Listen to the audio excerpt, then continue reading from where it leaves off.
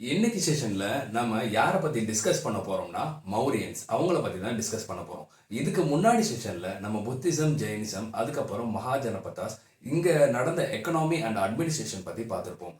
இது போக Indo Iranians and Indo Greeks நம்மளுக்கு கான்டாக்ட்ஸ் நடந்தனால என்ன பெனிஃபிட்ஸ்லாம் நடந்துச்சு அப்படின்றத பத்தியும் நம்ம இதுக்கு முன்னாடி செஷன்ல டிஸ்கஸ் பண்ணியிருப்போம். இந்த செஷன்ல இதோட கண்டினியூவேஷனான மௌரியன் பீரியட் பத்தி தான் பார்க்க போறோம். ஏன் நான் இதுக்கு முன்னாடி செஷன்ஸை நான் கோட் பண்ணுறேன் அப்படின்னா, அந்த செஷன்ஸில் என்னென்ன மாதிரி அட்மினிஸ்ட்ரேஷன் நடந்துச்சு, எக்கனாமி இருந்துச்சு அப்படின்றத நான் எக்ஸ்பிளைன் பண்ணியிருப்பேன். ஸோ ஹிஸ்ட்ரின்றது ஒரு எவல்யூஷன் தான். அதை நீங்கள் முதல்ல பார்த்துருந்தீங்கன்னா அதுக்கு அடுத்த பீரியடான மௌரியன் பீரியட் பற்றி உங்களுக்கு ஒரு ஐடியா கிடைக்கும். நீங்களே சில யூகத்துக்கு அந்த அனாலிசிஸ்க்கு வர முடியும். சரிங்களா? இப்போ நம்ம பார்க்க போகிறது மௌரியாஸ். சரி, இந்த மௌரியாஸ்னா யாரு? லாஸ்டா அதாவது மகாஜனபதாஸ் நம்ம பார்த்த போது லாஸ்டா அதுல எந்த டைனாசிட்டி இருந்துச்சுன்னு பாத்தீங்கன்னா நந்தா டைனாசிட்டி. கரெக்டா? இந்த நந்தா டைனாசிட்டியில முக்கியமான நபர் யாருன்னு பாத்தீங்கன்னா மகா பத்மநந்தா. சரிங்களா? மகா பத்மநந்தா ஃபர்ஸ்ட் முக்கியமான ஆளு. அடுத்து தனநந்தா. சரிங்களா?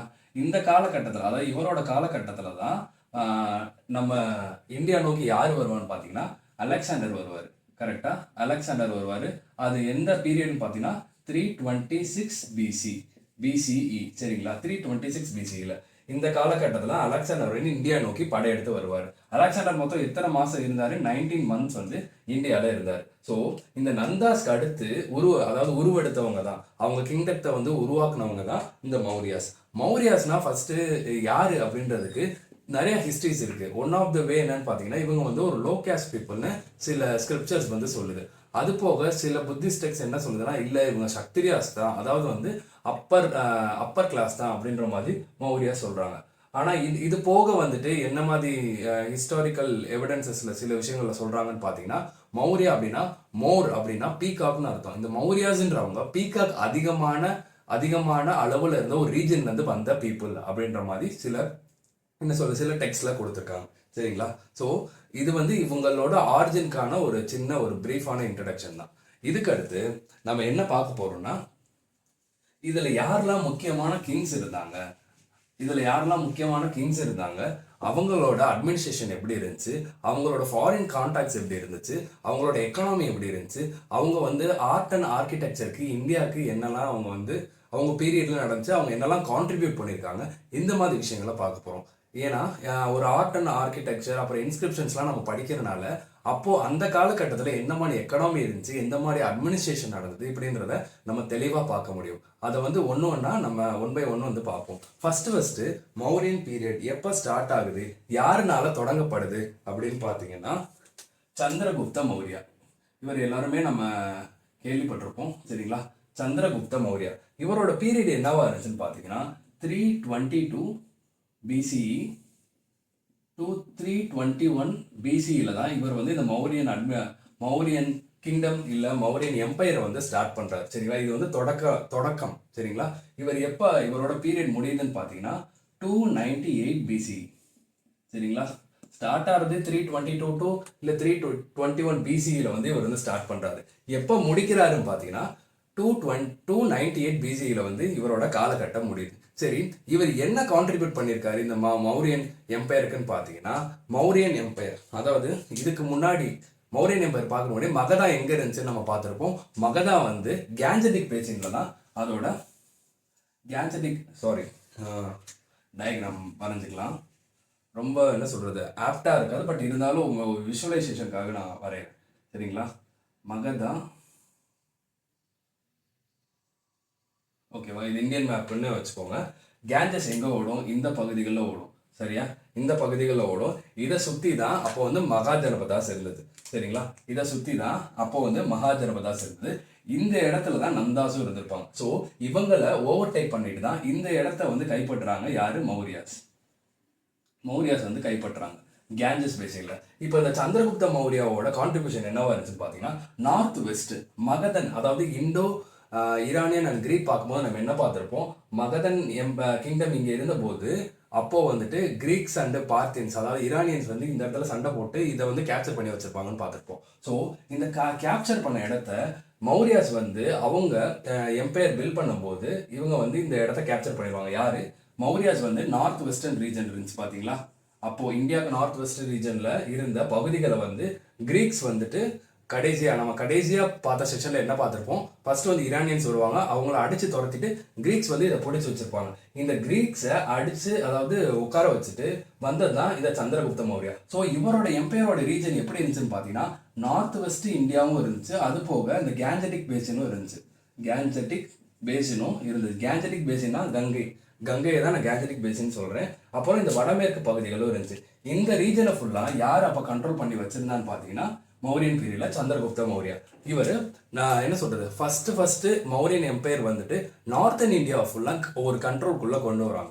அதுல வந்து இந்த சந்திரகுப்த மௌரியாவோட பங்கு ரொம்பவே இருக்கு. சரி, இவருக்கு வந்து இவர் தனியா செயல்பட்டாரா அப்படின்னு பார்த்தா கிடையாது. இவருக்கு ஒரு இம்பார்ட்டன்டான மினிஸ்டர் இருக்காரு.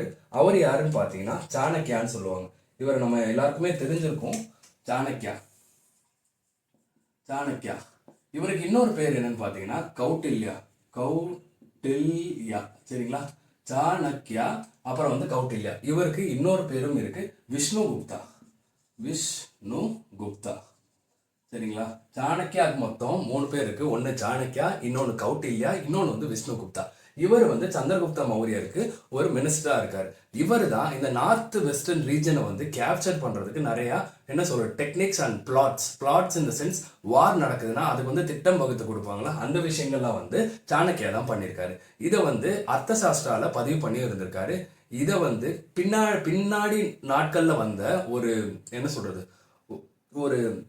ஒரு இன்டலெக்சுவல்னு கூட சொல்லலாம். அவர் யாருன்னு பார்த்தீங்கன்னா விஷாகதத்தான்றவர். அவரோட நூலான முத்ர ராட்சசான்னு சொல்லுவாங்க. அவரோட நூல் பேர் என்னன்னு பார்த்தீங்கன்னா, சாரி இடம் இல்லை அழிச்சுக்கிறேன். அவரோட நூல் எதுன்னு பார்த்தீங்கன்னா விஷாகதத்தாவோட நூல் முத்ர ராட்சசா. இந்த முத்ர ராட்சசால என்ன அவர் வந்து ஸ்பெசிஃபை பண்ணியிருப்பாருன்னா, சாணக்கியா வந்து சந்திரகுப்த மௌரியாவுக்கு என்ன மாதிரிலாம் பிளான்ஸ் கொடுத்தாரு வார் நடத்துறதுக்கு அப்படின்றத வந்து யாரு பின்னால வந்து விஷாகதத்தா வந்து அவரோட நூல்ல வந்து மென்ஷன் பண்ணியிருப்பாரு. யாரு? விஷாகதத்தா. சரிங்களா, இவரோட புக்கு பேர் என்னது? முத்ர ராட்சசா. சரிங்களா, முத்ர ராட்சசா. இவர் வந்து எந்த காலகட்டத்தை சேர்ந்தவர் பார்த்தீங்கன்னா 9th AD. சரிங்களா, 9th ADன்றது ரொம்ப பின்னாடி. அதாவது இது வந்து நம்ம பிசிஇல பார்த்துட்டு இருப்போம் மௌரியன் பீரியட். இவர் வந்து ரொம்ப நாள் கழிச்சு தான் வந்து அர்த்தசாஸ்திரா பத்தி, அதாவது அவர் அதுல கொண்டு வந்த பிளாட்ஸ், அதாவது வாருக்கு தேவையான சில பிளான்ஸை பத்தி இவர் வந்து முத்ர ராட்சசால யாரோடத பத்தி சொல்லியிருப்பாரு? சாணக்கியாவோட பத்தி இதுல சொல்லியிருப்பாரு. சரிங்களா, ஓகே. இப்போ நான் முன்னாடி சொல்லியிருந்தேன், சந்திரகுப்த மௌரியா தான் வந்து நார்த் வெஸ்டர்ன் ரீஜன்ல இருந்த கிரீக்ஸை வந்து சண்டையிட்டு அவர் வந்து ஓட செய்தார் அப்படின்னு. அப்போ அந்த கிரீக்ஸ் வந்து யார் ஆட்சி செஞ்சுட்டு இருந்தான்னு பாத்தீங்கன்னா செலூக்கஸ். சரிங்களா, செலூக்கஸ்ன்றது இந்த நார்த் வெஸ்டர்ன் ரீஜனை ஆட்சி செஞ்சுட்டு இருப்பாரு. இவரை தோக்கடிச்சுதான் சந்திரகுப்த மௌரியா நார்த் வெஸ்டர்ன் ரீஜனை வந்து கைப்பற்றுவார். ஸோ செலூக்கஸ் என்ன பண்ணுவாருன்னு பாத்தீங்கன்னா, சந்திரகுப்த மௌரியா அரசவை இருக்கும் பாத்தீங்களா, அந்த அரசவைக்கு அவர் வந்துட்டு ஒருத்தரை அனுப்பி வைப்பாரு. அவர் தான் மெகஸ்தனிஸ்ன்றவர் அம்பாசிடரா வருவார். யாருக்கு? சந்திரகுப்த மௌரியாவுக்கு. யாரோட அம்பாசிடரா வருவாரு? செலூக்கஸோட அம்பாசிடரா வருவார். இந்த மெகஸ்தனிஸ் ஒரு ஒரு நூல் எழுதியிருப்பாரு. அதை வந்து எப்படி சொல்லுவாங்கன்னா மெகஸ்தனிஸ் இண்டிகா. இந்த மெகஸ்தனிஸ் இண்டிகால இருந்தும் சாளுக்கியா எழுதின அர்த்த சாஸ்திரத்துல இருந்தும் தான் நம்ம மௌரியன் அட்மினிஸ்ட்ரேஷன் அண்ட் எக்கனாமி, அப்புறம் அந்த காலகட்டத்துல மக்கள் வாழ்வு முறை, நிறைய விஷயங்களை நம்ம வந்து தெரிஞ்சுக்க போறோம். ஏன்னா இது வந்து ஹிஸ்டாரிக்கல் சோர்சஸ். சரிங்களா, இண்டிகா மெகஸ்தனிஸ் இண்டிகா. சரிங்களா, இது வந்து ஹிஸ்டாரிக்கல் சோர்சஸ். ஸோ இதுல இருந்து நம்ம நிறைய விஷயங்களை தெரிஞ்சுக்கலாம். இந்த பெர்ஸ்பெக்டிவ்ல பார்த்தா நம்மளுக்கு படிக்கிறதுக்கும் ஈஸியா இருக்கும். ஏன்னா அர்த்தசாஸ்திராவும் மெகஸ்தனிஸ் இண்டிகாவும் மோரார்லெஸ் அந்த காலகட்டத்தில் என்ன நடந்துன்றத இதுவும் சொல்லியிருக்கும். ஸோ ரெண்டுத்தையும் நம்ம அனலைஸ் பண்ணி படிச்சோம், டிடியூஸ் பண்ணி கரெக்டான விஷயத்துக்கு வந்துடலாம். சரிங்களா, ஓகே. இப்போ நான் முன்னாடி சொன்ன மாதிரி, போன செஷன்ல சொன்ன மாதிரி, மகாஜனபதாஸ் காலகட்டத்தில் ரிலீஜன் வந்து ஒரு மேஜர் ரோல் ப்ளே பண்ணுச்சு. ஸோ அப்போ அதுக்கு அடுத்த வந்த பீரியட்ஸ்லையும் ரிலீஜன் மேஜர் ரோல் ப்ளே பண்ணிக்கும்ல. சந்திரகுப்த மௌரியா வந்து அப்ப எந்த ரிலீஜனை ஆதரிச்சாரு, அவர் எந்த ரிலீஜனை ஃபாலோ பண்ணாருன்னு நம்ம தெரிஞ்சுக்கணும். இவர் வந்துட்டு அந்த காலகட்டத்தில் ஜெயினிசம் வந்து ஃபாலோ பண்ணாரு. ஜெயினிசம் சரிங்களா, ஜெயினிசம் ஃபாலோ பண்றாரு. சில நாட்களுக்கு பிறகு, அதாவது வந்து அவர் அரசராக இருந்து வெளியே வர போறார் 298 பிசியில் இவரோட காலகட்டமே முடிஞ்சிருச்சுன்னு நான் சொல்றேன். ஜெயினிசம் பின்பற்றனால இவர் சவுத்துல இருந்த ஸ்ரவண பெல்கோலாக்கு ஸ்ரவண பெலகோலா ஸ்ரவண பெல்கோலா இது எங்க இருக்குன்னு பாத்தீங்கன்னா கர்நாடகால இருக்கு. இந்த இடத்துக்கு வந்துட்டு சல்லக்கேனா அப்படின்ற ஜெயினிஸ் ட்ரெடிஷனை வந்து ஃபாலோ பண்றாரு. ஜெயினிசம் நடத்த போது நான் இந்த சல்லக்கேனான்ற வேர்டை வந்து டெர்மினாலஜி வந்து எக்ஸ்பிளைன் பண்ணியிருப்பேன். சல்லக்கேனா என்னன்னு பாத்தீங்கன்னா ஜெயினிஸ் பீப்புள் வந்துட்டு அவங்க வந்துட்டு உண்ணா நோம்பு இருந்து வந்து தன்னோட உயிரை துறப்பாங்க. அதுதான் வந்து சல்லக்கேனா இல்ல சல்லக்கானான்னு சொல்லலாம். சரிங்களா? சல்லேகானா சரிங்களா? சல்லேகானா என்னது? ஜெயினிசம்ல ஒரு ட்ரெடிஷன். இந்த ட்ரெடிஷன் மூலியமா உண்ணா நோம்பு இருந்து அவங்களோட உயிரை இறப்பாங்க. இந்த மாதிரி தான் சந்திரகுப்த மௌரியர் வந்து கடைசி காலகட்டத்தில் அவரோட என்ன சொல்றது உயிரை விட்டுருக்காருன்னு சொல்லலாம். இல்லைன்னா ஜெயினிஸ் ட்ரெடிஷனை ஃபாலோ பண்ணி உயிரை விட்டுறாரு கூட சிம்பிளா சொல்லலாம். இந்த டெர்மினாலஜிஸ் வந்து ஞாபகம் வச்சுக்கோங்க. சரிங்களா? இப்போ சந்திரகுப்த மௌரிய பத்தி நம்ம பிரீஃபா ஒரு இன்ட்ரோடக்ஷன் பார்த்தோம். சரி, சந்திரகுப்த மௌரியன் காலகட்டத்தில் ஆர்கிடெக்சர் எப்படி இருந்துச்சு? சந்திரகுப்த மௌரியா பெரிய எம்பையர், நார்த் இந்தியாவிலே ஒரு பெரிய எம்பையர் வந்து கட்டி வச்சிருந்தார். ஸோ அவருக்கு வந்து ஒரு பேலஸ் இருந்திருக்கணும் கண்டிப்பாக. சரிங்களா? அந்த பேலஸ் வந்து எக்ஸ்கவேஷன் பண்ணும்போது எங்கே பார்த்துருக்காங்கன்னு பார்த்தீங்கன்னா மௌரியாவோட கேபிட்டலான பாட்டலிபுத்திரால தான் பார்த்துருக்காங்க. அந்த பேலஸ் எப்படி இருந்திருக்குன்னா எப்படி சொல்ல ஒரு உட்டன் ஸ்ட்ரக்சராக தான் இருந்திருக்கு. ஸோ அது வந்து முற்றிலும் அழிஞ்சிருச்சுன்னு கூட சொல்லலாம். அந்த நிலைமையில தான் அதை எக்ஸ்கவேட் பண்ணி எடுத்திருக்காங்க. ஏன்னா ஸ்டோன் வச்சு பண்ணியிருந்தாங்கன்னா அது அவ்வளோவா அழிஞ்சிருக்காது. உட்டு வச்சு பண்ணனால கேஞ்சஸ்ன்றது ஒரு என்ன சொல்ற ரிவரைன் சார்ந்த ஒரு இடம். அங்கே வந்து தண்ணி நிறையா வந்திருக்கும், மேபி மழை நிறைய பெஞ்சிருக்கலாம். அந்த காரணத்தினால இந்த உட்டன் பேலஸ் வந்து கொஞ்சம் கொஞ்சமாக அழிஞ்சிருச்சு. பட் எக்ஸ்கவேட் பண்ணி நம்ம கண்டுபிடிச்சிருக்கோம். அந்த இடம் பேர் என்னன்னு பார்த்தீங்கன்னா பாட்டலிபுத்திரான்னு நான் சொன்னேன். பாட்டலிபுத்திரா வந்து கொஞ்சம் தள்ளி அது பேர் என்னன்னா கும்ரார்னு சொல்லுவாங்க. சரிங்களா? கும்ரார்னு சொல்லுவாங்க, இல்ல கும்ரஹார்னு சொல்லுவாங்க. ஓகேவா? இதை ஞாபகம் வச்சுக்கோங்க. இதுதான் சந்திரகுப்த மௌரிய பத்தி ஒரு சின்ன பிரீஃபான விஷயம். இது வந்து ஆல்மோஸ்ட் நான் எல்லாமே கவர் பண்ணியிருக்கேன்னு நினைக்கிறேன் சந்திரகுப்த பத்தி.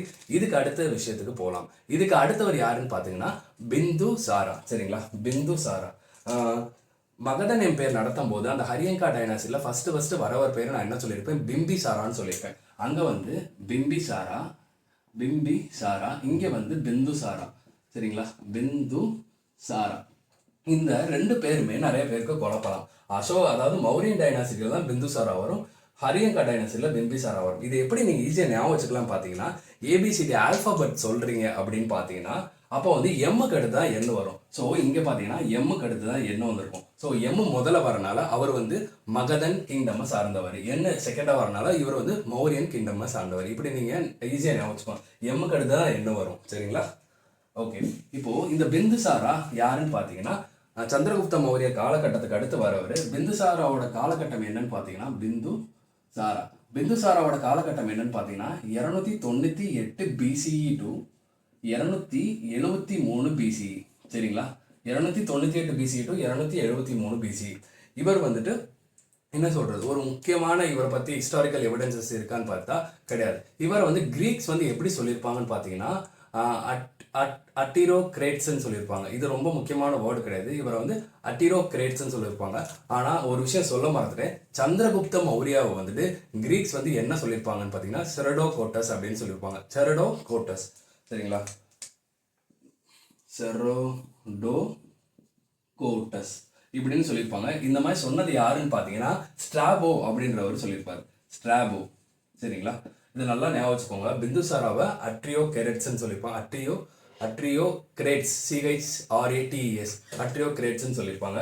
ஆனால் சந்திரகுப்த மௌரியாவை எப்படி சொல்லியிருப்பாங்கன்னு பார்த்தீங்கன்னா சந்திரகுப்த மௌரியாவை செரடோகோட்டஸ் அப்படின்னு சொல்லியிருப்பாங்க. இது முக்கியமான ஒரு பேராக இருக்கும். ஏன்னா மௌரியன் டைனாசிட்டியில இவர் ஒரு முக்கியமான ஒரு அரசர். இதுக்கு அடுத்து வந்தவர் பிந்துசாரா. இதுக்கு அடுத்து நம்ம பார்க்க போறது ரொம்ப முக்கியமான அரசர். சரி, பிந்துசாரா வந்து எந்த ரிலீஜனை ஃபாலோ பண்ணார் அப்படின்னு பார்த்தீங்கன்னா அஜ்விகா செக்ட்ன்றதை ஃபாலோ பண்ணியிருப்பார். நம்ம மேஜரா பார்த்தது என்னன்னா புத்திசம் அண்ட் ஜெயினிசம் பார்த்துருப்போம். பட் ஆனா அந்த காலகட்டத்தில் அதே மாதிரி 62 ரிலீஜியஸ் செக்ட்ஸ் வந்து புதுசா உருவாச்சுன்னு நான் சொன்னேன். அதுல ஒண்ணுதான் Ajeevika checked.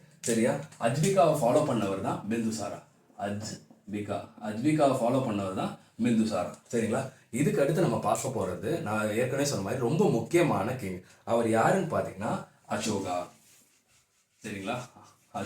King Ashoka.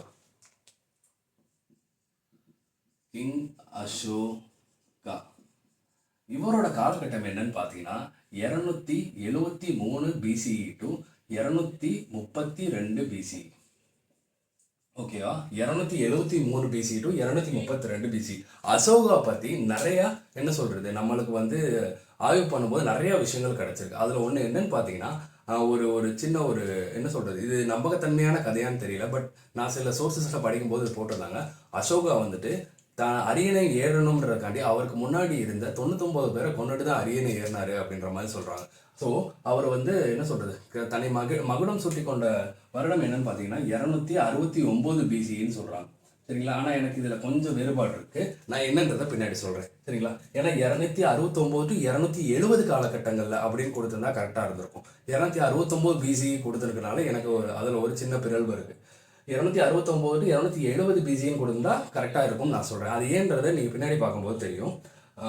King Ashoka, சரிங்களா? இவர் வந்து ஒரு கிரேட் எம்பரர் அப்படின்னு சொல்லலாம். ஏன்ஷியன் ஹிஸ்டரியில கிரேட் எம்பரர்னு சொல்லலாம். ஏன்னு பார்த்தீங்கன்னா இவரோட காலகட்டங்களில் மௌரியன் கிங்டம், அதாவது மௌரியன் எம்பையர் வந்து டு த பீக் போச்சு அப்படின்னு சொல்லலாம். ஏன்னா அட்மினிஸ்ட்ரேஷன்லையும் சரி, எக்கனாமிலையும் சரி, ஆர்மிலையும் சரி, எல்லா விஷயத்துலையும் இவர் வந்து சிறந்து விளங்கியிருக்காரு. சரிங்களா? அசோகா பற்றி நம்ம பேசும்போது ஃபர்ஸ்ட் நம்மளுக்கு என்ன ஞாபகம் வரணும் அப்படின்னு பார்த்தீங்கன்னா, ஒரே விஷயம், சவுண்ட் வெளியிருந்து கேட்குது. ஓகே, அசோகாவை பத்தி பேசும்போது நம்மளுக்கு முதல்ல என்ன ஞாபகம் வரணும்னு பாத்தீங்கன்னா, அவர் செஞ்ச போர். அது என்னன்னு பாத்தீங்கன்னா கலிங்கா வார். சரிங்களா? கலிங்கா வார். இந்த கலிங்கா வார்ன்றது எந்த ஆண்டுல அவர் நடத்திருப்பாருன்னு பாத்தீங்கன்னா 261 பிசி. இது வந்து அசோகர் வந்து தன்னை வந்து அரசராக முடிசூட்டி கொண்ட பிறகு 9வது கரெக்டா அவர் முடிசூட்டி கொண்டதுல இருந்து 9வது வருடத்துல இந்த போரை நடத்திருக்காருன்னு சொல்லுவாங்க. ஸோ அவர் 270 தன்னை அரசராக அறிவிச்சு கொண்டாதான் 261 பிசியில வந்து அவர் வந்து இந்த போரை செஞ்சிருக்க முடியும். அதனாலதான் நான் இது 269ன்றத நான் கொஞ்சம் ஏத்துக்கல. சரிங்களா? 261 பிசியில வந்து கலிங்கா வார் நடத்துறாரு. இந்த வார் நடத்தினதுக்கு அப்புறம் இவருக்கு வந்து நிறைய மல குழப்பங்கள் ஏற்படுது. அவர் வந்து தன்னோட பார்வையை வந்து மாத்திக்கிறார். ஏன்னு பாத்தீங்கன்னா, இந்த வார்ல கிட்டத்தட்ட 1,00,000 பேருக்கு மேல வந்து இறக்குறாங்க. நிறைய உயிர்கள் வந்து பலி போகுது. இது வந்து அசோகா வந்து பெரிதும் பாதிக்குது. சரிங்களா? ஏன்னா இவர் வார் பண்றாருன்னா அந்த இடத்துல அக்ரஷன் இருக்கும். நம்ம முதல்ல மகாஜனபதாஸ் நடத்தும் போது அந்த ஹரியங்கா டைனாசிட்டில ஃபர்ஸ்ட் ஒன்று பார்த்துருப்போம். என்னன்னா, இந்த concept of conquest and aggression யார் ஸ்டார்ட் பண்ணிருப்பான்னு பார்த்தீங்கன்னா பிம்பிசாரா ஸ்டார்ட் பண்ணியிருப்பார். சரிங்களா? அந்த கான்குவஸ்ட் ஆஃப் அக்ரஷனை வந்து முடிச்சு வைக்கிறது ஏன்ஷியன் பீரியட்ல யாருன்னு பார்த்தீங்கன்னா அசோகா தான் முடிச்சு வைப்பார்.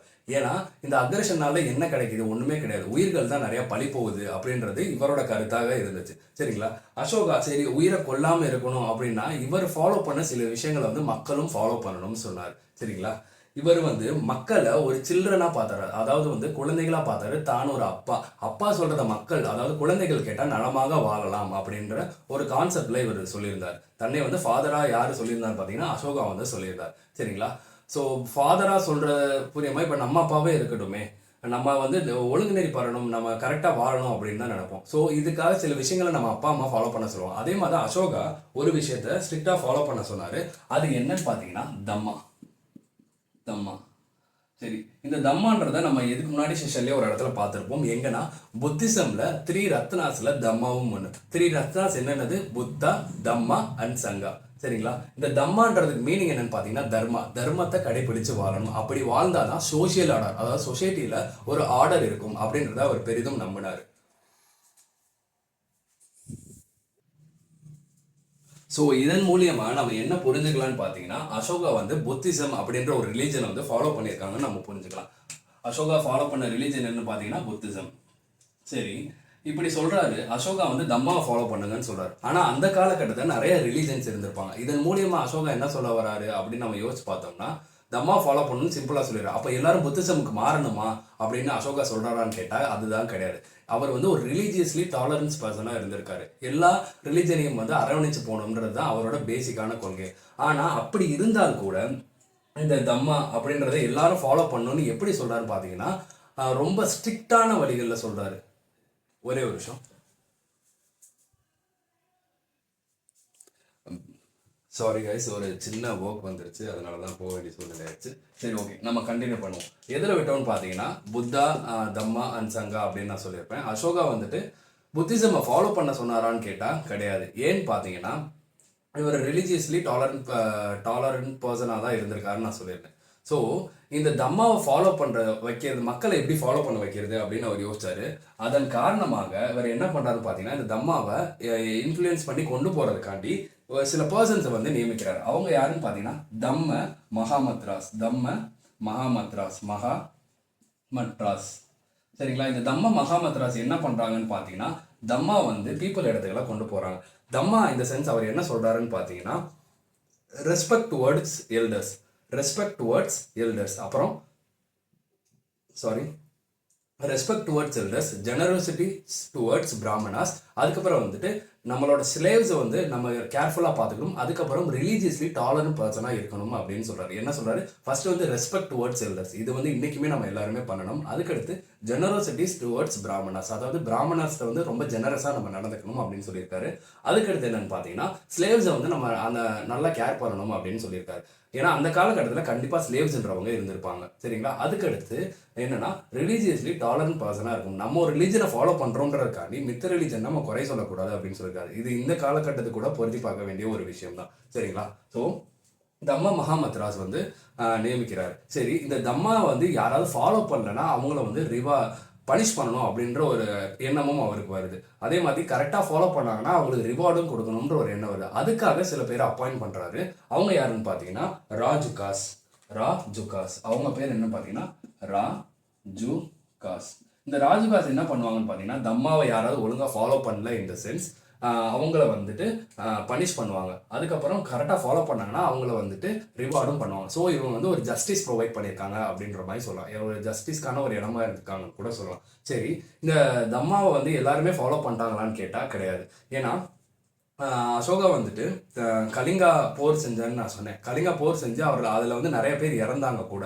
பட் இருந்தாலுமே இறந்தாங்கன்றதுக்காண்டி அந்த கலிங்கா வந்து நீங்களே வச்சுக்கோங்க அப்படின்னு அரசர்ட்டெல்லாம் சொல்லிட்டு வரல. ஏன்னா இருக்கிறதுலே இந்தியாவில் பெரிய எம்பையர் வந்து அசோகா தான் நடத்தியிருந்தாரு. எப்படின்னு பார்த்தீங்கன்னா, நார்த் வெஸ்ட்டையும் அவங்க கொள்ளு தாத்தா வந்து கேப்சர் பண்ணி வச்சிருந்தாரு. அவரோட தாத்தா கொள்ளு தாத்தா இல்லை, சந்திரகுப்த மௌரியன்றவர் தாத்தா வந்து கேப்சர் பண்ணி வச்சிருந்தாரு. அதுக்கப்புறம் இவங்களோட கேஞ்சட்டிக் பேசின்னு இருந்துச்சு. இது போக கலிங்காவையும் கேப்சர் பண்ணாங்க. இது போக சவுத் இந்தியாவில் கேரளாவையும் தமிழ்நாட்டையும் விட்டுட்டு அதுக்கு மேலே இருக்க இடங்கள் வரையும் அவர் ஃபுல்லாக கேப்சர் பண்ணி தான் வச்சிருந்தாரு. அப்புறம் நார்த் ஈஸ்ட்ல கொஞ்சம் இடங்களை கேப்சர் பண்ணி வச்சிருந்தார். ஸோ இவரோட எம்பையர் வந்து ரொம்ப பெருசாக இருந்தது. இவர் என்ன சொல்றது, புத்திசம் ஃபாலோ பண்ணுறேன் அதனால எல்லாத்தையும் அவங்ககிட்டே கொடுத்துட்றேன் அப்படின்லாம் அவர் போகவே கிடையாது. எல்லாத்தையுமே அவர் கையில் தான் வச்சிருந்தார். சரிங்களா? இந்த தர்ம மகாமத்ராஸ், ராஜுகாஸ், இந்த ரெண்டு டெர்மினாலஜிஸையும் நல்லா ஞாபகம் வச்சுக்கோங்க. சரிங்களா?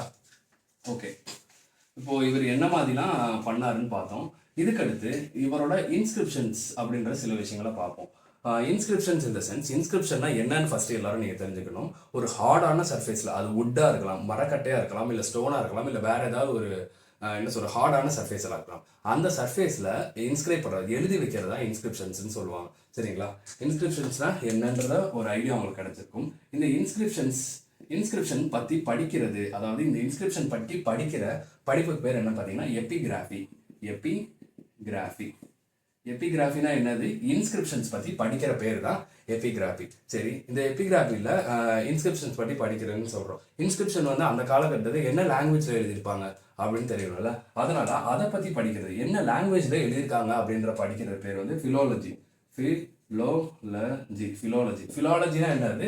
என்ன லாங்குவேஜ் வந்து எந்த லாங்குவேஜில் எழுதியிருக்காங்க அப்படின்றத பற்றி படிக்கிறது தான் ஃபிலோலஜி. சரி, என்ன லாங்குவேஜ் பற்றி படிக்கிறது ஃபிலோலஜி. அப்புறம் வந்து ஃபேலியோகிராஃபினா ரைட்டிங்ஸ் பற்றி படிக்கிறது. ரைட்டிங்ஸ் என்ன மாதிரியான ரைட்டிங் ஸ்கிரிப்ட்ஸ் வந்து அவங்க யூஸ் பண்ணியிருக்காங்க அப்படின்றத பற்றி படிக்கிறது வந்து ஃபேலியோகிராஃபி. இன்ஸ்கிரிப்ஷன்னா ஹார்டான சர்ஃபேஸில் எழுதுறது, எபிகிராஃபினா இன்ஸ்கிரிப்ஷன்ஸ் பற்றி படிக்கிறது, ஃபிலோலஜினா என்ன லாங்குவேஜில் எழுதியிருக்காங்கன்றத பற்றி படிக்கிறது, ஃபேலியோகிராஃபினா என்ன மாதிரி ரைட்டிங்ஸில் எழுதியிருக்காங்க அப்படின்றத பற்றி படிக்கிறது தான் இந்த மாதிரி டெர்மினாலஜிஸ். இந்த டெர்மினாலஜிஸே நல்லா ஞாபகம் வச்சுக்கோங்க. சரிங்களா? இது கேட்கறதுக்கு எக்ஸாம்ஸில் கேட்கறதுக்கு சான்ஸ் இருக்குது. ஒரு சின்ன வேர்டை கொடுத்து இதோட டெஃபினிஷன் என்ன, இல்லை இதோட மீனிங் என்னன்னு கேட்கலாம். ஓகே, இப்போ இன்ஸ்கிரிப்ஷன்ஸ் அப்படின்றது வந்துட்டு எந்த அசோகர் காலத்துக்கு முன்னாடி காலகட்டத்திலேருந்தே நிறைய எழுதியிருப்பாங்க, மௌரியன் காலகட்டத்திலையும் எழுதியிருப்பாங்க. ஆனால் அசோகர் காலகட்டத்தில் ரொம்ப நிறைய இன்ஸ்கிரிப்ஷன்ஸ் வந்து உருவாகுது. ஏன்னு பார்த்தீங்கன்னா, நான் தம்மான்னு சொன்னேன், தம்மா வந்து மக்கள்கிட்ட கொண்டு போய் சேர்க்கணும். அதுக்கு ஒரு வழி என்னன்னு பார்த்தீங்கன்னா, தம்மா மகாமத்ராஸ் வந்து செஞ்சாரு. ராஜுகாஸ்ன்றவங்க பனிஷன் டிவார்ட் பண்ணுறதுக்கு இருந்தாங்க. இது போக அந்த காலகட்டத்தில் ரோட்ஸ் இருக்கும், பார்த்தீங்கன்னா ஹைவேஸ் இருக்கும். எக்ஸாம்பிளுக்கு பார்த்தீங்கன்னா, பாட்னாலேருந்து நேபாளுக்கு ஒரு ஹைவே இருந்தது. அந்த மாதிரி ஹைவேஸில் வந்துட்டு ஓரத்தில் வந்து ஸ்டோன்ஸ், அதாவது ராக்ஸு, பில்லர்ஸ்லாம் வச்சு தன்னோட தம்மா வந்து இன்ஸ்கிரைப் பண்ணி வச்சிருந்தார். சரிங்களா. ஸோ இப்போ இந்த நாட்டு மக்களுக்கு வந்து இன்ஸ்பயர் பண்ணி பார்க்குறாருன்னா அந்த நாட்டு மக்கள் பேசுகிற மொழியில தான் அவர் வந்து இன்ஸ்பயர் பண்ணி வச்சிருக்கணும், கரெக்டாக. ஸோ அந்த காலத்தில் மக்கள் பேசுகிற மொழி, அதாவது லோக்கல் லாங்குவேஜஸ்க்கு பேர் என்னன்னு சொன்னாங்கன்னு பார்த்தீங்கன்னா பிரக்ரிட் அப்படின்னு சொல்லியிருப்பாங்க, சரிங்களா. இது வந்து என்ன ஸ்கிரிப்ட்ல எழுதியிருப்பாங்க, இந்த பிரக்ரிட் லாங்குவேஜ், பிரக்ரிட்றது லாங்குவேஜ், அந்த லோக்கல் ஒரு இடத்துக்கும் ஒரு லாங்குவேஜ் இருந்திருக்கலாம், அதை மொத்தமாக கூட பிரக்ரிட்னு சொல்கிறாங்க, சரிங்களா. பிரக்ரிட் லாங்குவேஜை வந்து என்ன ஸ்கிரிப்ட்ல எழுதியிருக்காங்கன்னு பார்த்தீங்கன்னா பிராமி ஸ்கிரிப்ட், BHRAMI, பிராமி ஸ்கிரிப்ட்ல வந்து எழுதியிருப்பாங்க. இது வந்து இந்தியா அப்படின்னு எடுத்துக்கிட்டிங்கன்னா இந்தியன் பகுதி, மௌரிய, அதாவது அசோகா வந்து எங்கெல்லாம் ஆட்சி செஞ்சாரு அப்படின்னு நான் சொல்லியிருந்தேன், சரிங்களா. சாரி, ஐயோ அது ஏதோ கேவலமாக போயிடுச்சு. இந்தியன் மேப்னு பார்த்தா கொஞ்சம் அட்ஜஸ்ட் பண்ணிக்கோங்க, சரியா. இதுதான் இந்தியன் மேப்னு ஞாபகம் வச்சுக்கோங்க. ஒரு எக்ஸாம்பிளுக்கு ரொம்ப கேவலமாக தான் இருக்கு, எனக்கே தெரியுது. பிரக்ரிட் அப்படின்னு பார்த்தீங்கன்னா பிரக்ரிட் லாங்குவேஜ், பிராமி ஸ்கிரிப்ட். இது வந்து இந்தியா ஃபுல்லாக வந்து இந்த பிரக்ரிட் லாங்குவேஜ் அது பிராமி ஸ்கிரிப்ட்ஸ் தான் கிடைச்சிருக்கு. மோஸ்ட் ஆஃப் தி இன்ஸ்கிரிப்ஷன்ஸ், அதாவது அசோகர் காலகட்ட இன்ஸ்கிரிப்ஷன் வந்து இந்த இதில் தான் இருந்திருக்கு. என்னதுன்னா பிரக்ரிட் லாங்குவேஜ்ல இருந்திருக்கு, பிராமி ஸ்கிரிப்ட்ல இருந்திருக்கு. இதில் மட்டும்தான் இருந்துச்சான்னு கேட்டால் அப்படியும் கிடையாது. ஏன்னா நார்த் வெஸ்டர்ன் ரீஜனில் கிரீக்ஸ் இருந்தாங்கன்னு சொன்னேன், அந்த ரீஜனையும் கேப்சர் பண்ணி வச்சிருந்தாங்க. ஸோ கிரீக்ஸோட ஸ்கிரிப்ட் என்னன்னு நம்ம இண்டோ இரானியன் பார்க்கும்போது, இண்டோ கிரேக்கன் பார்க்கும்போது, இண்டோ இரானியன் பார்க்கும்போது, இண்டோ இரானியன் தான், இண்டோ கிரீக் கிடையாது, கொஞ்சம் குழப்பிடுச்சு. நார்த் வெஸ்ட்ல கிரீக் இருந்தாங்க, ஆனால் கிரீக்கு முன்னாடி யார் இருந்தாங்க, இரானியன்ஸ் இருந்தாங்க. ஸோ அந்த இரானியன்ஸும் அந்த இடத்துல வாழ்றதுக்கான சாத்தியக்கூறுகள் இருந்திருக்கும், அசம் பண்ணி தான் நம்ம படிக்கணும். ஸோ இந்த காலகட்டத்தில் பிராமி ஸ்கிரிப்டையும் தாண்டி இவர் கரோஹஸ்தி ஸ்கிரிப்டையும் வந்து யூஸ் பண்ணியிருக்காரு. கரோஹஸ்தின்னு சொன்னா இல்லை கரோஸ்தி ஸ்கிரிப்டையும் யூஸ் பண்ணியிருக்காரு. எதற்காகனா இந்த நார்த் வெஸ்டர்ன் ரீஜன்ல வந்து இந்த ஸ்கிரிப்டை யூஸ் பண்ணி தான் அவர் எழுதியிருக்காரு, ஓகேவா. என்னென்ன ஸ்கிரிப்ட் யூஸ் பண்ணியிருக்காரு, பிராமி ஸ்கிரிப்ட், இதுதான் 99% வந்து யூஸ் பண்ணியிருக்காரு. கரோஸ்தி ஸ்கிரிப்ட் வந்து நார்த் வெஸ்டர்ன் ரீஜன்ல வந்து யூஸ் பண்ணியிருக்காரு. அது போக இவர் என்ன லாங்குவேஜஸ்லாம் யூஸ் பண்ணியிருக்காருன்னு பார்த்தீங்கன்னா பிரக்ரிட் நான் சொல்லியிருக்கேன். இதுக்கு அடுத்து வந்து கிரீக் அண்ட் அராமியாக் யூஸ் பண்ணியிருக்காரு. இந்த கிரீக் அண்ட் அராமியாக் எதுக்காண்டி யூஸ் பண்ணியிருப்பான்னு தெரியும், இது வந்து இந்த ரீஜன்ல தான் யூஸ் பண்ணியிருப்பாரு, கிரீக் அண்ட் அராமியாக். ஸோ ஏன் வந்து நான் இந்த மாதிரி ரீஜன்ஸ் வச்சு சொல்கிறேன்னு பார்த்தீங்கன்னா, நீங்கள் மொட்டையாக வந்துட்டு, அதாவது எடுத்தோடனே அசோகா வந்து பிரக்ரிட் யூஸ் பண்ணாரு, பிராமி ஸ்கிரிப்ட் யூஸ் பண்ணாரு, கரோசி ஸ்கிரிப்ட் யூஸ் பண்ணாருன்னா இது நீங்கள் நிறைய ஃபேக்ட்ஸ் வந்து மைண்டில் ஞாபகம் வச்சுக்கும் போது நிற்காது. என்ன ரீசன் அப்படின்னு தெரிஞ்சுக்கிட்டோம்னா ஒரு தடவை படித்தா கூட அது நின்றோம். இதுதான் ரீசன். இந்த ரீஜனில் வந்துட்டு இரானியன்ஸ் அண்ட் கிரீக் இருந்தாங்க, அதனால கரோசி ஸ்கிரிப்ட் யூஸ் பண்ணாங்க, கரோசி ஸ்கிரிப்ட் யூஸ் பண்ணாங்க. அதே மாதிரி கிரீக் இருந்தாங்கன்னு சொன்னால் கிரீக் லாங்குவேஜ் யூஸ் பண்ணியிருக்காரு, அராமியாக் லாங்குவேஜும் யூஸ் பண்ணியிருக்காரு. பிரக்ரிட் இருந்தது இந்தியாவுக்குள்ளே இருந்த மக்கள் யூஸ் பண்ண லாங்குவேஜ், சரிங்களா. இது ஒரு தடவை பார்த்துக்கிட்டீங்கன்னா, இந்த மாதிரி ரீசனோட பார்த்தீங்கன்னா மறக்காது. சரி, இந்த இன்ஸ்கிரிப்ஷன்ஸ் இருக்கு. இந்த இன்ஸ்கிரிப்ஷன்ஸை வந்து ஒரு ஆள் வந்துட்டு எபிகிராபி, அதாவது ஸ்டடி பண்ணியிருக்குன்னு பார்த்தீங்களா. அந்த எபிகிராபிஸ்ட் எந்த வருடம் பண்ணாருன்னு பார்த்தீங்கன்னா 1837ல் ஒரு எபிகிராபிஸ்ட் பண்ணியிருக்காரு. எபிகிராபிஸ்ட் அவர் பேர் என்னன்னு பார்த்தீங்கன்னா ஜேம்ஸ் பிரின்சப்ன்றவர் தான் எபிகிராபி பண்ணி இந்த மாதிரி அசோகர் கால இன்ஸ்கிரிப்ஷன்ஸ் வந்து பிராமியன் கரோசி ஸ்கிரிப்ட்ல இருக்குங்க, பிரக்ரிட் லாங்குவேஜ்ல இருக்கு, கிரீக் லாங்குவேஜ்ல இருக்கு, அராமியாக் லாங்குவேஜ்ல இருக்குன்றத எடுத்து சொன்னவர் வந்து இவர் தான், ஜேம்ஸ் பிரின்சப். எந்த ஆண்டுலன்னு பார்த்தீங்கன்னா 1837ல் தான் எடுத்து சொல்லியிருக்காரு, சரிங்களா. ஓகே, இவங்களுக்கு வந்து ஃபர்ஸ்ட் ஆர்கிடெக்சர் என்னெல்லாம் இருக்கு அப்படின்றத பார்ப்போம். இது வந்து ஒரு ஓவரால் வியூ தான். ஏன்னா இந்த லாங்குவேஜஸ் அண்ட் ஸ்கிரிப்ட்ஸ் என்ன யூஸ் பண்ணான்னு பார்த்தோன்னா பின்னாடி நம்ம பார்க்க போகிற ராக் எடிக்ஸ், அதாவது ராக் எடிக்ஸ், பில்லர் எடிக்ஸ், இதை பற்றிலாம் நம்ம பார்க்கும்போது ஒரு ஐடியாஸ் கிடைக்கும், சரிங்களா. இப்போ நம்ம ஆர்கிடெக்சர்லேருந்து போகலாம். ஆர்கிடெக்சர்னு பார்க்கும்போது சந்திரகுப்த மௌரியா அப்படின்ற ஒருத்தர் இருந்தார், சரிங்களா. சந்திரகுப்த மௌரியன் பீரியட்ல பேலஸ் வந்து கண்டுபிடிச்சாங்க, சரி, அது உடன் ஸ்ட்ரக்சராக இருந்தனால உடஞ்சு போயிடுச்சு. அதுக்கடுத்து டேரெக்டாக அசோகாவுக்கு தான் வருது. ஏன்னா பிந்துசாரா வந்து அவர் இம்பார்ட்டண்டான ஆள் கிடையாது. அசோகா டைமில் ஆர்கிடெக்சர்னு பார்த்தீங்கன்னா ஒரு 80 பில்லர்ஸ் கொண்ட ஒரு ஹால் வந்து நம்ம வந்து கண்டுபிடிச்சிருக்கோம், எக்ஸ்கவேட் பண்ணி எடுக்கும்போது கண்டுபிடிச்சிருக்கோம். இது போக வந்து வேற எதுவும் பெருசாக ஆர்கிடெக்சர்னு பார்க்கும்போது ஸ்டூபாஸ், இதை மறந்துடவே கூடாது. ஆர்கிடெக்சர்னு பார்க்கும்போது ஸ்டூபாஸ் அசோகர் காலகட்டத்தில் புத்திசம் அவர் ஃபாலோ பண்ணாருன்னு சொன்னேன். புத்திசம் ஃபாலோ பண்ண எல்லாமே ஸ்டூபாஸ் வந்து கட்டுவாங்க, சரிங்களா. தமிழில் வந்து ஸ்தூபிகள் அப்படின்னு சொல்லுவாங்க. இந்த ஸ்டூபாஸ்ல என்ன வச்சிருப்பாங்கன்னா ரிலிக்ஸ் ஆஃப் புத்தானா புத்தாவோட ரிமைன்ஸ் வந்து சின்ன சின்ன பாக்ஸ்ல போட்டு அங்கங்க வச்சிருப்பாங்க, சரிங்களா. இந்த ஸ்டூபா எப்படி இருக்கும்னா ஏற்கனவே எக்ஸ்பிளைன் பண்ணியிருந்தேன் நினைக்கிறேன், பட் இருந்தாலும் இந்த தடவை ஒரு எக்ஸ்பிளைன் பண்றேன். ஸ்டூபா எப்படி இருக்கும் பார்த்தீங்கன்னா இப்படி இருக்கும். இது வந்து ஹெமிஸ்பெரிக்கல் ஸ்டேப்ல அப்படியே கவுத்தி போட்ட மாதிரி இருக்கும். இது பேர் வந்து அண்டான்னு சொல்லுவாங்க, அண்டா.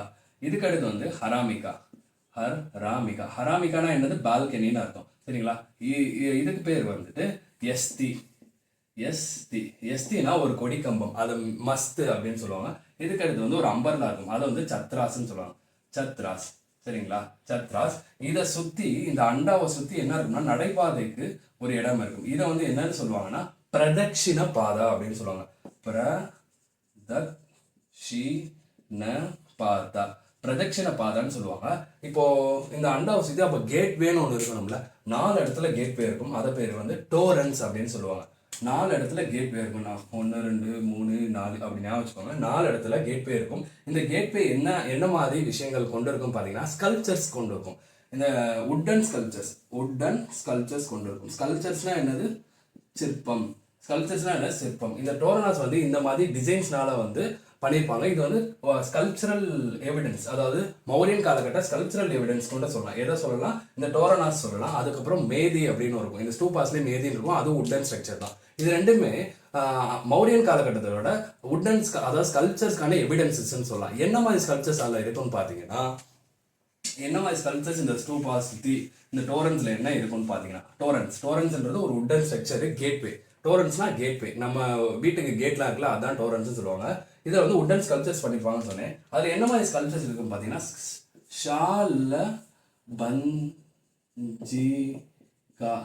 ஷலபஞ்சிகா அப்படின்னு சொல்லுவாங்க. இது என்னன்னா ட்ரீ கார்டு அப்படின்னு கூட சொல்லலாம்.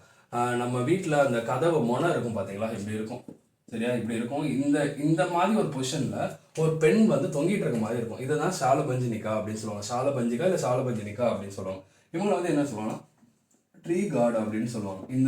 இது வந்து டோரன்ஸ்ல வந்து இருக்கும். இது போக கஜலக்ஷ்மி